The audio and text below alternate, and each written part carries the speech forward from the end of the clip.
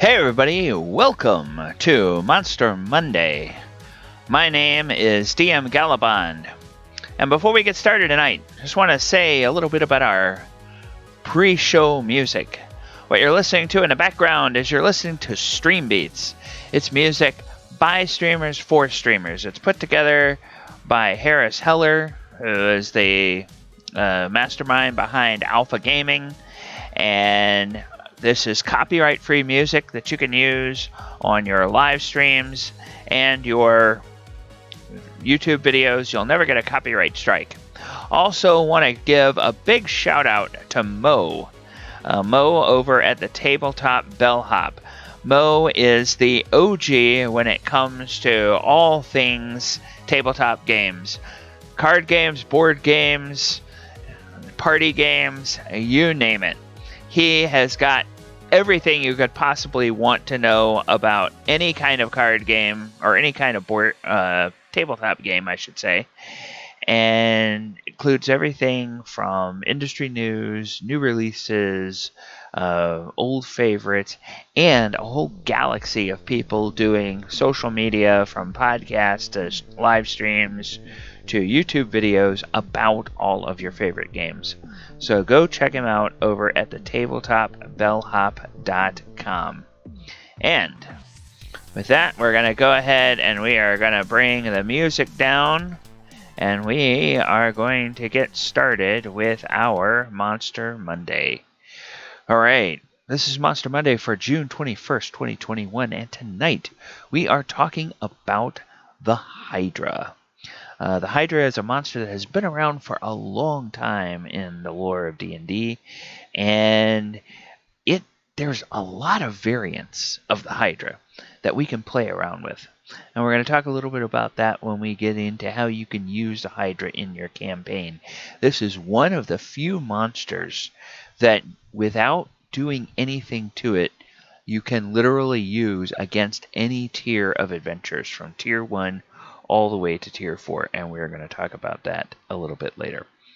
Alright, so let's dive right in and talk a little bit about our subject for the night, the Hydra. This is the lovely Hydra as given to us from the 2nd edition Monstrous Manual. A Hydra, and the descriptions are going to come from the first couple of editions of the game. So in original D&D, or the basic edition of D&D, we are told that a Hydra is a large creature with a dragon-like body and 5 to 12 snake-like heads.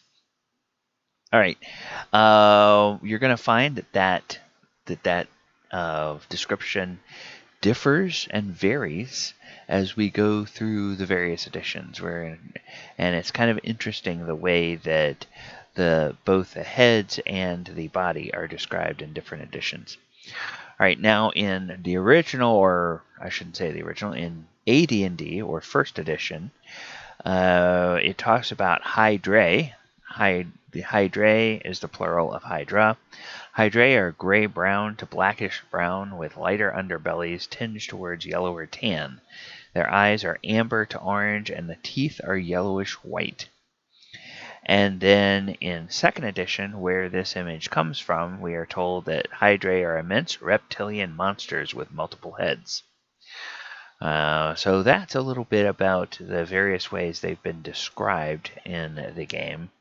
Now let's take a look at some of the lore. And while we get our descriptions, we like to look at the early editions of the game for descriptions. I like to look at the most recent and the more recent editions of the game to find out some lore about the creature. So this is a picture of the Ironscale Hydra from 5th edition, which is one of the variants of the Hydra that you can find in 5e, the current edition of the game. And also from the current edition of the game, we get this description of, or this origin story for the Hydra. At the dawn of time, Tiamat, the queen of evil dragons, slew a rival dragon god named Lernea. Remember that name, Lernea, and cast her blood across the multiverse. Each drop that fell on the world spawned a multi-headed Hydra consumed by a hunger as great as the fallen god's hatred. and great champions are known to test their mettle against these fearsome creatures. Alright, so that's one origin story. But if you go back just one edition, you get a completely different origin story, because this is the origin story from 4E, which says the first Hydra sprang from the spilled blood of Bryaccus, a terrible primordial who battled the gods in ancient times. Although the gods defeated Bryaccus long ago, his monstrous progeny still thrive in the elemental chaos and elsewhere. Particularly powerful Hydras have the ability to spit acid and other forms of energy such as fire or lightning. Now also notice that in 4E, the plural of Hydras is no longer Hydrae, but just Hydras. Interesting. And then in 3rd edition, this is the lore, each time a head is severed, 2 new heads spring from the stump in 1d4 rounds. A Hydra can never have more than twice its original number of heads at any one time, and any extra heads it gains beyond its original number wither and die within a day. Okay, now, the whole thing about Hydras getting multiple or getting additional heads, that goes back to Greek mythology. But that has not always been consistently the case with D&D, as we will see a little bit later on. So it's very interesting how this monster has changed over the ages. Now here is a picture of a Hydra variant from 3rd edition. This is called the Gulgathydra. And the Gulgathydra has a really interesting origin, as we will talk about when we discuss 3rd edition. Alright, it's a monstrosity. The Hydra is a monstrosity, and monstrosities are monsters in the strictest sense, frightening creatures that are not ordinary, not natural, and almost never benign. And some of the results of magical experimentation gone awry, like owlbears. Others are the product of terrible curses. And in general, they defy categorization and in some sense serve as a catch-all category for creatures that don't neatly fit into any other monster type.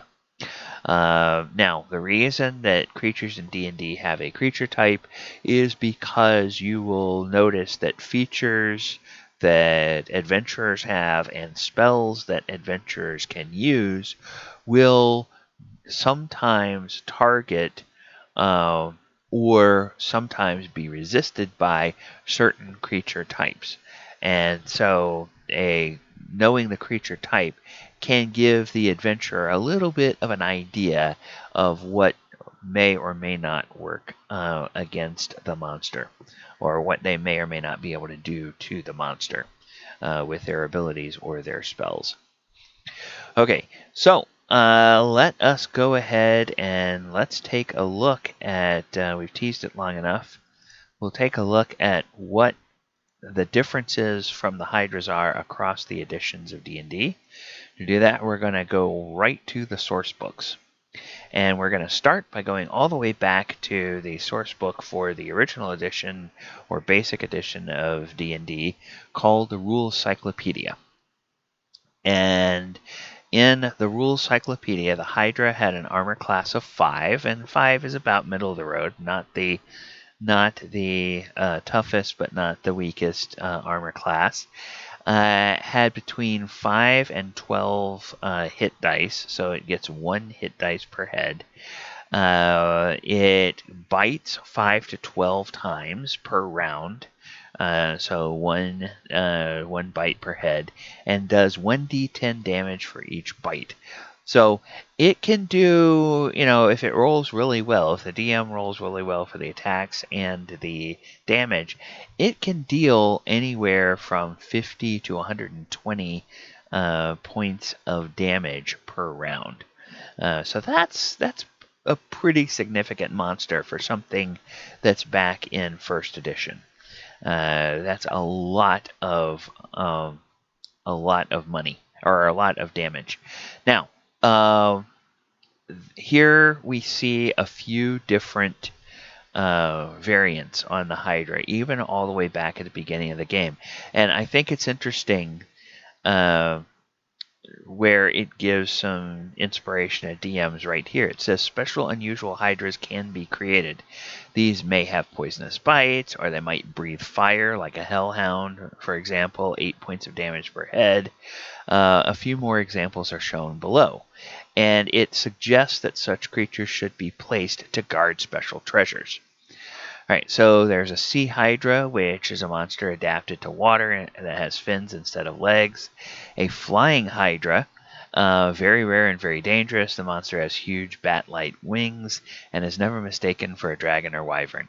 Okay, when you see this, very rare and very dangerous, does anybody think of the John Rhys Davies character from Indiana Jones? Oh, very dangerous, very dangerous.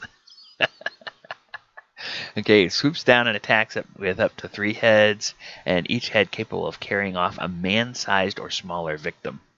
Yeah. And then a regenerating Hydra. A rare and deadly monster regenerates damage very quickly at 3 hit points per round.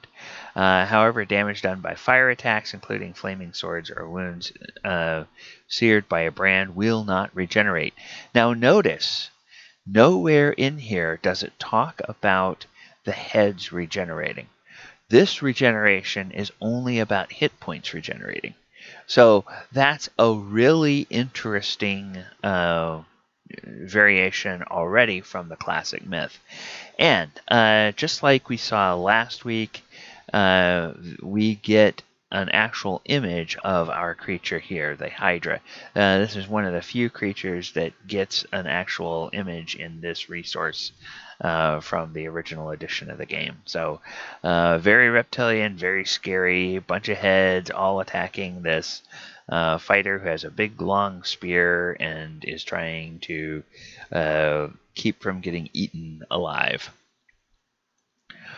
Okay, so now in AD&D, or first edition, we come to the Hydra, which has the same armor class, 5 to 12, and 5 to 12 attacks, 1 attack per head, 1 hit die per head, and then notice that the damage per attack is based on the size of the monster. So if it's a small Hydra, it does 1d6 damage per bite. If it's a medium-sized Hydra, 1d8 damage per bite. And if it's a large Hydra, it does 1d10 per bite. And then Hydra are reptilian monsters found in marshes. Large 4-legged bodies are surmounted by 5 to 12 heads, and each head has 1 hit die of a full 8 hit points.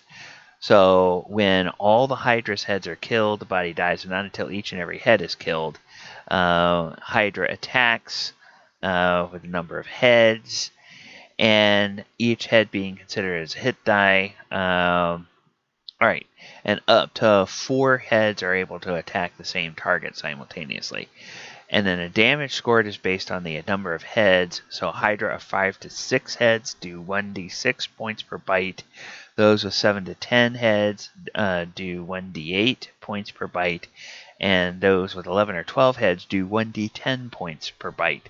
So this one says that as the DM, the more heads, the larger the Hydra, and the more damage it does. So not only do they get more dangerous because they get more attacks, but they get more dangerous because they deal more damage.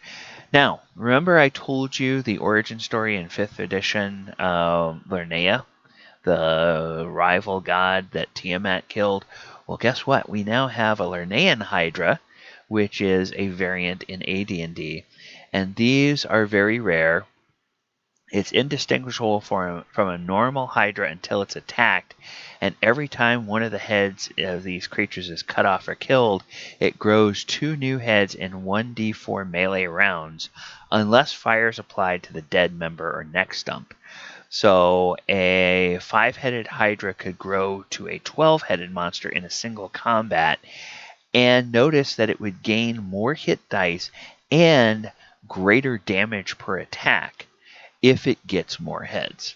So now this is something if you're thinking about using Hydras in your campaign and you want to mix it up a little bit and make it more of a variable challenge for your party, you could go back and you could like maybe do something like this, where as the number of heads gets added to, the creature actually gains hit points.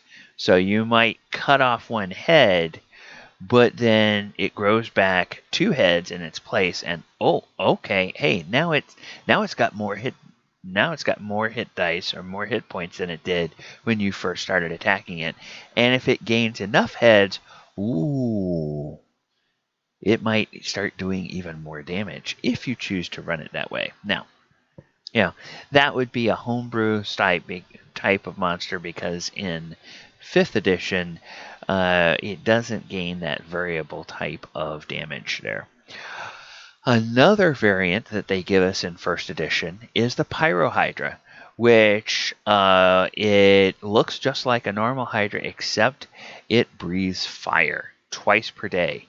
Or every head is able to breathe fire twice per day. And it shoots out a cone 5 feet in diameter at the mouth, and 10 feet in diameter at the end, and 20 feet long. And it causes 8 hit points of damage, or 4 if a saving throw versus Dragon Breath is made. And those heads, of course, can also bite. So we're already seeing Hydras with breath weapons by AD&D. Now, in 1st edition, in the Monster Manual 2, we also get a monster that was made popular outside of D&D by the hit show Stranger Things, and that is the Thessalhydra. And if you'll recall, in 5th edition, there's that whole Stranger Things source book that came into 5e, and that included an updated version of the Thessalhydra as well. So the Thessalhydra is a 12 hit die monster with an armor class of 0, and it gets up to 10 attacks. And the damage per attack, notice, is 1d6 times 8, or 1d12, or 1d20. And the special attacks include acid saliva and acid spitting. And it's immune to acid, 36 feet long and 20 feet tall. So normal attack is from the fringe of snake-like heads that ring the vast main mouth of the Thessalhydra. Every bite inflicts 1d6 points of damage plus an additional 1d6 unless the victim saves versus poison. And in addition, the main mouth bites for 1d20 points plus another 1d20 points of acid damage, unless a saving throw versus poison succeeds. And then it's got a tail pincher that can grasp an opponent and inflict 1d12 points of damage in the process.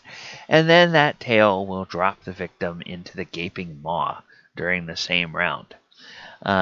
So the head and the fringe is on a neck 6 feet long, so many creatures can be attacked during a melee round. And fringe heads each take 12 points of damage to sever, and they regenerate the lost fringe heads in 12 days. So damage to the fringe head does not harm the body. So you have to cut off all the heads, and then it still keeps all of its hit points. So this is a real this is a really tough guy. So once per day, a Thessalhydra can spit a glob of acid of saliva from its main mouth. The area covered is effectively a 12-foot diameter circle up to 30 feet distance from the 30-foot distance from the monster. And creatures within the area sustain 12d6 points of acid damage, and half that much of a saving throw versus poison is successful. Acids of any sort, including poisonous acids, have no effect. And note that items placed in the central maw are usually destroyed, as each owner must save versus acid and crushing blows every round until the items are removed. So, now it's hard to see in this image here, but we'll get a better look at another image. But it's got this big central mouth here, and then all of these heads kind of are fringed around it. So now that, again, another variation, and a variation that's really, really, really tough and has a lot of damage capability that it can deal out to your to an unsuspecting party. All right, so now we go to second edition, and in second edition we have yet more variations on the Hydra. We have your common Hydra, your Liurnan Hydra, your Pyro Hydra, but we also get a Cryo Hydra. Now, if the Pyro Hydra breathes fire, what do you suppose the Cryo Hydra does? You're exactly right. It breathes cold. They're all gigantic monsters, up to 30 feet long, and they're all pretty dumb. 2 to 4 intelligence. So these things are just destructive and hungry and gluttonous, and that's all they want to do. They just want to eat stuff, and they want to destroy stuff. So they have, let's just see, the normal Hydra and the Liurnan Hydra, they have 5 to 12 hit dice. The Pyro and the Cryo Hydra, the Pyro Hydra has 7 to 8 hit dice, and the Cryo Hydra has 5 to 8 hit dice. And they all have the same AC of 5. Alright, so we pretty much know everything. And again, notice that in this edition, the normal Hydra, so we're all the way up to second edition, and the normal Hydras still aren't regenerating heads. The Liurnan, or the Lernaean, the Lernaean Hydra is the one that can regenerate heads. The Pyro Hydra, that each head is able to breathe a jet of fire twice per day.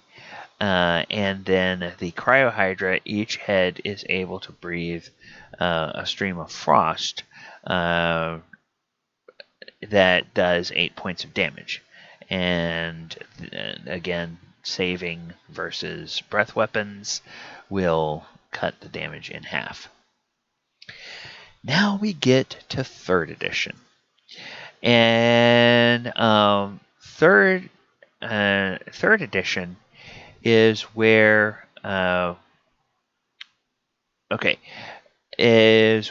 we go to talking about a Hydra that is more like the Hydra that we all know and love. And here's the regular Hydra from third edition, and the Hydra. Yeah, every Hydra has a stat block based on how many heads it starts off with. So you have the 5-headed, the 6-headed, the 7-headed, the 8 and the 9 and the 10-headed, the 11 and the 12-headed. But you also have 2 other variants, which is the Pyro Hydra and the Cryo Hydra. And in this one, the Hydras, the Hydras will have, there's a complex formula for the hit points. So Hydra can be killed either by severing all the heads or slaying the body. To sever a head, an opponent must make a successful sunder attack with a slashing weapon, and make a sunder attempt provokes an attack of opportunity unless the foe has the improved sunder feat. So when you go and you say you're going to try to cut the head off of the thing, you automatically incur attacks of opportunity from this monster. Now, this is yet another little detail that you might be able to use. And each of the Hydra's heads has hit points equal to the creature's full normal hit point total divided by its original number of heads. So it gives some examples, like if it's 52 hit points, every every head has 10.4 hit points rounded down to 10. So losing a head deals damage to the body equal to half the head's normal full hit points. A natural reflex seals the neck shut to prevent further blood loss, and it can no longer attack with severed heads but takes no other penalties. And every time a head is severed, 2 new heads spring up from the stump in 1d4 rounds. So this is where we get the baseline Hydra being able to regenerate more heads. Now, the Pyro Hydra breathes jets of flame 10 feet high, 10 feet wide, 20 feet long. And all the heads breathe once every 1d4 rounds, and each jet of flame deals 3d6 points of damage per head. And then successful reflex saves has the damage. And the save DC is 10 plus half of the original number of heads plus the Hydra's con modifier. All right, so for example, let's say it's a 6-headed Hydra. So it's 10 plus 3 plus the Constitution modifier, which the Constitution modifier for here this is plus 5. So that would be 10 and 3 and 5.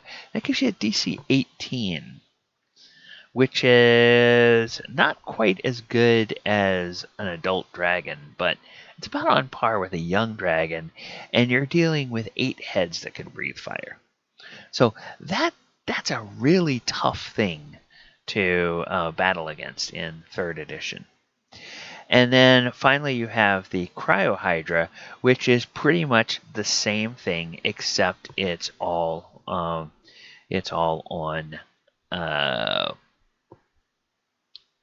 all based on cold damage instead of on fire damage. All right, and then in 3rd edition we get yet another interesting variation. We saw a picture of this earlier. This is the Gulgathydra. And the Gulgathydra has tentacles in addition to multiple heads. And why? Because it's a hybrid of the predatory Hydra and the scavenging Odiug, known for its teeth, its appetite, and its sickening stench.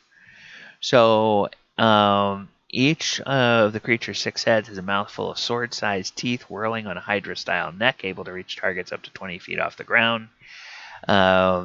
The Gulgathydra is 6,000 pounds of ravenous hunger for anything organic, and that includes plants and trees as well as halflings and humans. And a Gulgathydra moving through a forest grabs mobile prey with its 2 Odiug-style tentacles while chomping on trees and bushes with its 6 mouths, leaving a clear-cut trail of destruction in its wake. So, now this is, if you want to take one of these and rearrange the stat block and use it in a different edition of the game, you would just have look like some big sort of whatever just mowed through the entire forest, mowing down the trees, the bushes, and everything in its path, and leaving chomped up bits of creatures in its wake, as well as all of the vegetation in its wake. And when the Gulgathydra move, it slides along on a cushion of its own hideous slime, which stinks. Now, I find this description a little interesting, because here it clearly looks like the thing has legs, although they may be kind of stubby little legs. But apparently it oozes along like a snail and does not walk along like a 4-legged animal. So Gulgathydras are not subtle. They move straight towards what looks most edible, grab it in their tentacles, bite it with their teeth, and eat it. Exposed skin, fur, leather armor attracts the Gulgathydra's attention. Food encased in metal armor is its second preference. So it gets an improved grab, which it has to hit with a tentacle attack before it can use that feat, and then it has a nauseating stench. So any being with 8 or fewer hit dice who comes within 80 feet must make a fortitude saving throw, DC 23, or be nauseated for the next 1d10 rounds. And at the end of that period of nausea, if still within 80 feet, you make another save.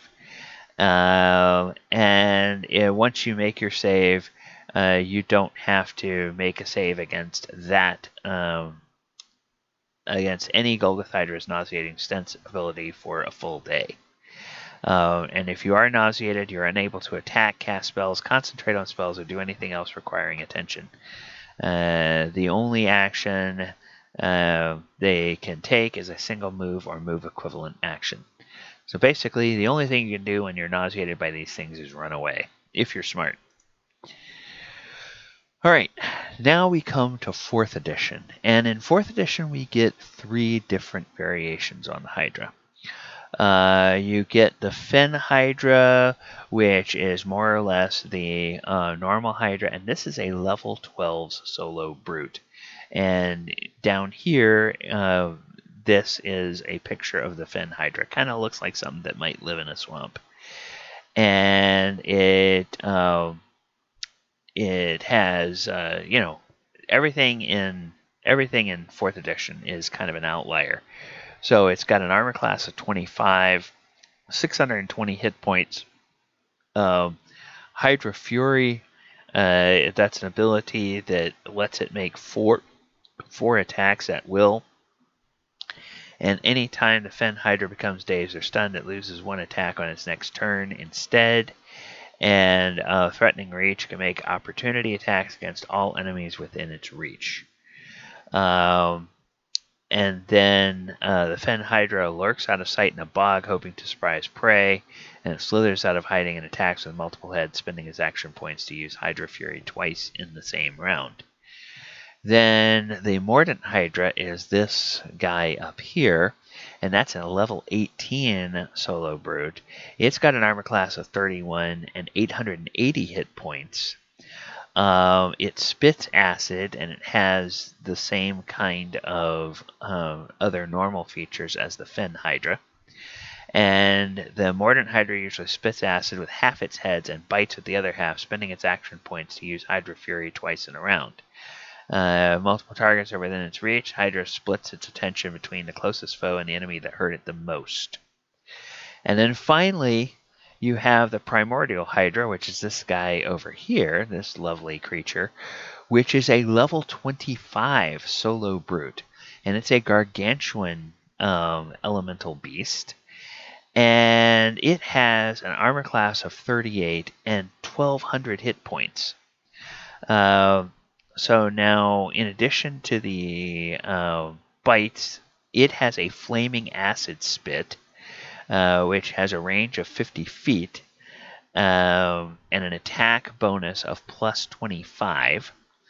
Then Hydra Fury, many-headed, threatening reach, and the Primordial Hydra splits flaming acid at ranged foes and makes bite attacks against enemies within reach, and it spends its action points to use Hydra Fury twice in a given round.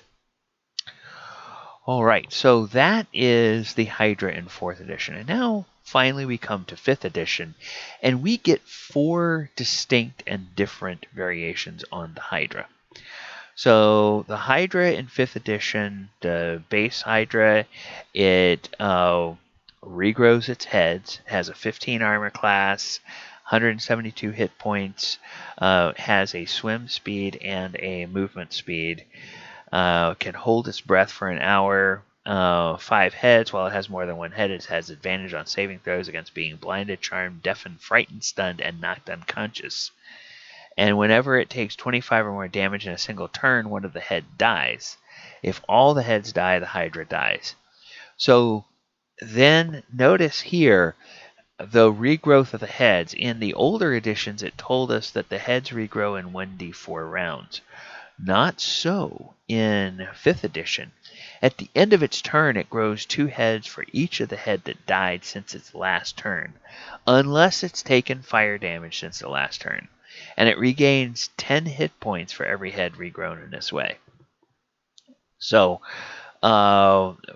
reactive heads. So for each head the Hydra has beyond 1, it gets an extra reaction that can be used only for opportunity attacks. So now this is something to keep in mind as a DM. Normally every monster only gets 1 reaction. So a lot of times your players will keep track of that and says, aha, the monster's used its reaction. That means that I can dart in, attack, and then move away without incurring an attack of opportunity. Well, not so with the Hydra. If you got a 7-headed Hydra and you've got 5 party members, then that means that every party member can dart in and try to attack and try to move away, and all 5 of them will get opportunity attacks against them. It's wakeful, which means that while the Hydra sleeps, at least one of its head is awake. And multi-attack, Hydra makes as many attacks as it has heads. And in this edition, the bite for the normal Hydra has an attack bonus of +8, reach of 10 feet, and deals 1d10 plus 5 piercing damage. Now notice something about the description. You remember how back in original D&D, it said that, or it described the Hydra as having a dragon-like body and 5 to 12 snake-like heads. Well, now in 5th edition, the Hydra has a reptilian horror with a crocodilian body and multiple heads on long serpentine necks. And although its heads can be severed, the Hydra magically regrows them in short order. A typical specimen has 5 heads. All right. Now, and notice this one is also a CR of 8. So challenge rating of 8 for this monster. Now we're going to take a look at the Ironscale Hydra. The Ironscale Hydra has a challenge rating of 12, CR 12. It is immune to acid. It's got a little tougher armor class 17, 181 hit points, and again, it also gets a swim and running speed. And so it has all of the same features as the normal Hydra with the addition of acidic blood. So when it takes piercing or slashing damage, each creature within 5 feet takes 2d8 acid damage. So that means if your fighter is running up and attacking this thing with a battle axe or a greatsword and is standing right next to it, then every time it slices into it, he's going to take some damage from the acid blood. But the heads regrow, and it takes 35 or more damage in a single turn. One of the heads dies, and then the heads regrow at the end of the turn, and it regains 10 hit points for every head regrown in this way. All right, now Polukranos. Polukranos is a challenge, a CR 19 monster. And so it also gets legendary resistances. And it gets legendary actions. Why? Because the Polukranos is sort of the primordial or archetypical Hydra. It is also a named monster that comes to D&D out of the Mythic Odysseys of Theros, which is an expansion for Magic the Gathering. So this is a monster that came from Magic the Gathering and arrived in D&D along with that. So it's got an armor class of 17, 232 hit points. Again, has a swim speed as well as a movement speed on land. Acidic blood, holding breath, 3 legendary resistances, and has all of the same features: multiple heads, reactive heads, multi-attack, bite, but it also gains a stomp attack The attack is plus 13 and deals 2d8 plus 7 damage, and it gets a tail attack. So plus 13 to hit and does 2d10 plus 7 bludgeoning damage. And those all have reach of 15 feet. And the bite also gets a reach of 15 feet. So it's a little bit larger, and so it can reach a little bit further. And it takes 3 legendary reactions. One action is detect, makes a wisdom perception check, tail swipe, and then it can use all 3 of its actions to make a trampling charge. So it moves up to 50 feet in a straight line. It can move through the space of any creature, huge or smaller. First time it enters each creature's space during a move, it can make a stomp attack against that creature. So it can basically try to run over multiple creatures and use that stomp attack against multiple creatures in its trampling charge. And that means that also it gets to move when it's not its turn. All right, so that's, we've seen the normal Hydra, CR8, which is good against Tier 2 parties. We've seen the Ironscale Hydra, challenge rating, or CR12, which is good against Tier 3 parties. Now we've seen the Polukranos, CR19, which is good against Tier 4 parties. So yes, what is left is the updated edition of the Thessalhydra, which is only a CR4 in this edition, but that means that the Thessalhydra is good to use against Tier 1 parties. So in 4th edition, or in 5th edition, we have a Hydra that you can use against parties in any tier of adventuring. All right. Thessalhydra has an AC of 14, 69 hit points. It's got swim speed and a movement speed of 30 feet. It's immune to acid, and it's immune to being blinded, charmed, deafened, frightened, or stunned. It gets multi-attack, one maw attack, and 1 flurry of bites.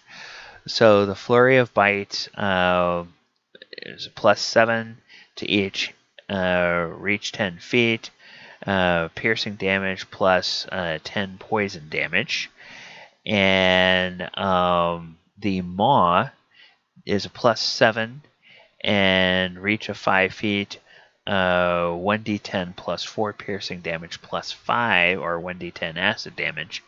And then the tail pincher is a plus 7 to hit, reach of 10 feet, and 1d12 plus 4 slashing damage, and the target is grappled. And you can escape the grapple by succeeding on a DC 14 athletics or acrobatics check. And then the acid saliva, recharge of 5 or 6. It spits a glob of acid at a point you can see, and deals 4d8 acid damage on a failed save, or half as much on a successful one. Now, the Thessalhydra, although it's a CR4 monster, it does get legendary actions, which means it can act on another creature's turn. And it can make a perception check with advantage, or it can do a tail swipe attack. And this guy has 8 heads surrounding the central maw. So this is a drawing out of the Stranger Things adventure book, and it's much clearer here to see how these 8 heads surround this big central gullet, or the big central mouth of the creature. All right, so those are all the different variations, official variations of the Hydra. But as we see all the way back in Basic Edition, the DM is encouraged to create his or her own variations on those. And so we're going to talk about some of those things you can do later on in the show. All right, so now using Hydras and encounters. And this is just for the base Hydra in 5th edition. I briefly thought about doing, creating the encounters for all the 4 different variations of the Hydra, and I thought, no, that's going to take a little bit too long to go through. So we're just going to focus on that basic CR8. If you throw that CR8 Hydra against a level 5 party, it's a hard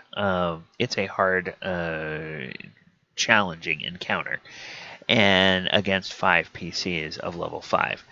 Now it's just barely into that hard range, but if you lower the party's level down to 4, it becomes a significantly deadly challenge to a 4th level party. Also keep in mind that because the Hydra starts off with 5 heads in this edition, and if the party doesn't know what happens when you cut off the head, that monster is going to get more attacks and get tougher when they cut off the first head, until they figure out how to use the fire damage to keep the Hydra's heads from regrowing. Now, at level 6 or 7 for the party, it becomes a medium encounter, and if you want to make it a tough encounter or a hard encounter, you can add a UNT Malazan, which is a CR3 monster, to the encounter with a 7th level party. And then at levels 8 through 10, it's an easy encounter, and you can add a second one of those CR8 Hydras at 10th level. So then that would give you the potential of having, 2 monsters that are regrowing heads every round that are fighting the party, which could get really hairy for your party really fast. All right, then tactics for fighting against Hydras as players. And we're talking again about the 5th edition Hydra. So fire is your friend. Hydra will sprout 2 heads for every one that's cut off during a fight, and it gains an attack for every head that it has. So you cut off the Hydra's head, it gives it more attacks. But if you apply fire to the wound, and you can do that by using like a flaming sword or a flaming axe or something like that, that will prevent new heads from growing from the stump. And also remember that Hydras are very hard to surprise, because when the monster sleeps, at least 1 head is always awake. Now, if you're using Hydras as a DM, so again, you have the 5, you have 4 different options. And most of the Hydras will look similar from a distance, but you can use the Thessalhydra, that CR4, the Ironscale Hydra, the CR12, or the Polukranos, the CR19, if you want to toss a Hydra at a party of a different tier than just using them against a 2nd tier party. So other than that, the thing to remember with any of the Hydras in 5e is that they're simply stupid, ravenous, and gluttonous, so just have fun with trying to chomp down on every PC within range of its serpentine necks and biting maws. That's probably another important thing. If you look at each individual bite and the damage, they're dangerous, but they're not going to be deadly to a 5th level to 10th level party member.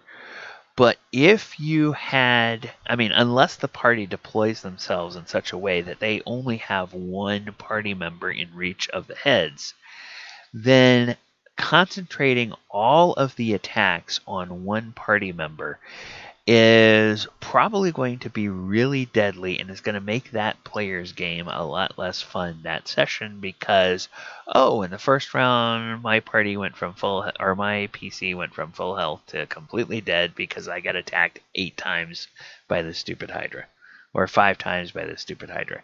So, as a DM, just kind of make it where these heads are just like the closest thing to each head is what it's going to bite. And so if there's like 2 different party members, like maybe 2 or 3 of them will go after 1 party member, and the other 2, the others will go after the other one. Also, I always think of concentrating attacks on one target is kind of a little more sophisticated tactic, and these are stupid monsters. So don't let them act too intelligently. Just let them sort of be, food, going after whatever is in its, closest in its range of vision on each of the heads. All right, so now where can you place the Hydra in your campaign? Like we said, there's 4 different variations. You can put them in just about any tier of adventuring, and you can they're always kind of going to be in wilderness areas. They're not. They're definitely not going to be city dwellers. They're not going to find them in an alley in Waterdeep. They're going to be out in the countryside somewhere. Now, they're creatures you'll find in the wild for the most part. But if you recall, or if you follow this series on a regular basis, when we did the Fire Giant not long ago, it says in the lore of fire giants that some fire giants keep hydras as pets to basically guard their clan's treasure, in the same way that they keep hellhounds to guard their clan's treasure. So keep in mind that if you find, or if you are running a campaign where they might be up against fire giants, you might find a Hydra in that area as well. That also gives you an idea that you might wind up homebrewing. Notice that in 5th edition, we don't get the Cryo Hydra or the Pyro Hydra like we had in some earlier editions, but you can homebrew those abilities and graft them onto your Hydra. And since we already have 4 tiers of Hydras that you can use, you can basically take the damage that that spitting fire or spitting cold will do, and throw it, have it equivalent to whatever tier of whatever tier of adventuring your party is. Oops. Okay, now skinning the monster. Monster has a ton of great options through the history of D&D. We saw all the way back in 1st edition, we had the Thessalhydra, and that's also in 5th edition. It has that pincher tail and big central maw. You have the breath weapon Hydras, and you have the tentacles of the Gulgathydra. And also remember I think it was in Basic Edition, which was the only edition that talked about it, it postulated a flying Hydra that has bat-like wings. So there's a lot of different ways you can graft different things onto the Hydra and turn it into a unique and different and strange and wonderful monster. Now, the one thing that, at least at my table, I would not allow, because I think there's a bit of a malicious origin to the Hydra, whether you subscribe to the 5e origin story of the fact that it was a rival god of Tiamat's that she slew, or whether you go with the 4e origin story and it was some sort of big elemental chaos monster that was slain.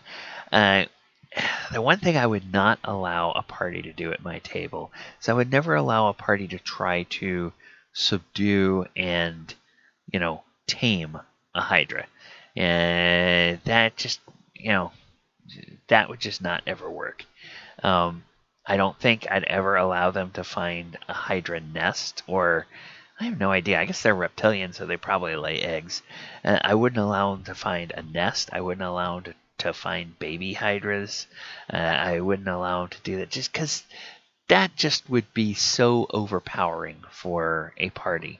I would just have it be that the thing is just too wild, too evil, too chaotic, too ravenous, and just about the time they thought they had it subdued, it would start attacking people, and it would force them. I would basically force the party to destroy it, or else it would eventually wind up killing them. And that's the way I would play it. Now, your game, your table, you're the DM. You can do whatever you want, but keep in mind, if they get the pet Hydra, they call it Fluffy, and they want to take it on an adventure with them, oh boy, you're gonna have to throw something at the party that's gonna be able to defeat not only PCs but that big damn Hydra they have with them. So that would be kind of my caution. Don't do that, and that would be my inclination to not allow that. Now, maybe that's a limitation of the way I'm thinking, but I believe you would be setting yourself up for a world of trouble if you tried to do that as a DM. Comment below. What do you think? As a DM, would you allow your party to take a Hydra as a pet? Or would you say, no, that's just going to unbalance the game and force me to throw stuff at them that would otherwise just wipe the floor with the party. And if the Hydra dies first, the PCs are going to be in a lot of trouble. All right, so you can mix and match the abilities of the Hydra with the various CR templates in 5e, and you have a plethora of options that you can use to reskin and throw this at your party. Okay, well, everybody, I'm sorry I've had to re-record this because the stream got all botched up last night, and so this is a re-recording, so we don't have any Q&A at this point. I'm just going to go on into the wrap-up. I've been DM Galabond. We have our other shows that we do every week. Thursday night we'll be back for the Sword Coast Chronicles. Saturday night with Saturday Night Greyhawk at 7:30 p.m. Sword Coast Chronicles at 8 p.m. On Thursdays. And then on Sundays, 2 p.m., the Walker of Waterdeep, which is our Planeswalking 5e game. All of those are Eastern Time, U.S. You have my Twitch stream, my YouTube channel, and there's a Patreon. If you guys want to help out with what we're doing here and trying to help us grow the channel, would love it if we could get some folks to help us out over on the Patreon. All right, everybody, take care.